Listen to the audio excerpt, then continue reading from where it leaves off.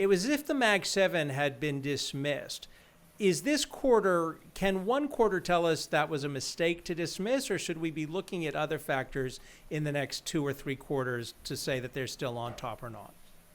Well, the details of one quarter can be a bit reassuring. I think there was this concern that we might potentially see a pause in spending or in the development of AI-based applications, and that would feed through into Microsoft's cloud numbers. And clearly it didn't. Azure's strength continues. It came in ahead of expectations, and it looks like it's going to continue. And more importantly, they reaffirmed their CapEx spending. So they're continuing to see value in building out their AI architecture, and that can only be the case if they see the demand for it.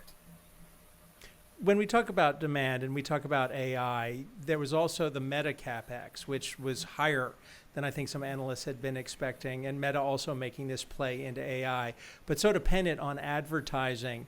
Help someone like me, help us understand, how do you to figure out what Meta is actually trying to accomplish, especially when they're going to be up against powerhouses like Microsoft when it comes to AI? Yeah, it's a little bit tricky. We don't own Meta for clients. It's sort of a complicated story, but the AI spend that Meta is doing is for internal use.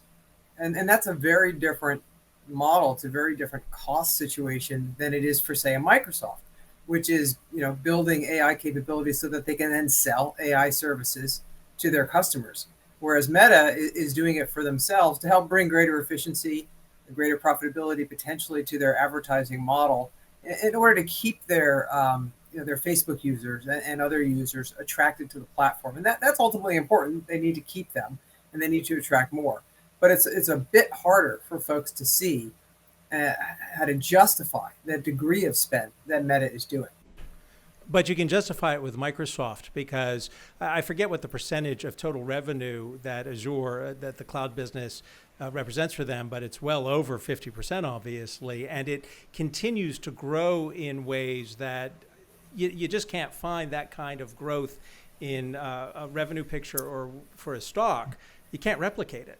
Yeah, and we're seeing that in this space. I wrote a commentary a few weeks ago about this in the middle, of what's today, the 30th. So 3 weeks ago, the 7th, after so-called Liberation Day, and that volatility. And the point of that was to say, look, there is real growth here in AI. Artificial intelligence is just beginning to change the way companies do business, the way they run their operations, the way software is written. We're going to see a lot of services that come out of artificial intelligence that we've never seen before. And the companies like Microsoft, even Apple, although they're admittedly late to the game in using AI, and others, they are selling these services. You look into the software sector, like a ServiceNow, for example, right, using AI to change what they're doing for their customers, and it's bringing them more business, and it's bringing them greater profitability. So, the value of the growth from AI and its development is something that the long-term investor, should really pay attention to. And, even in the midst of all of this chaos, which is real, by the way, so the title of today's show is an important call out to that.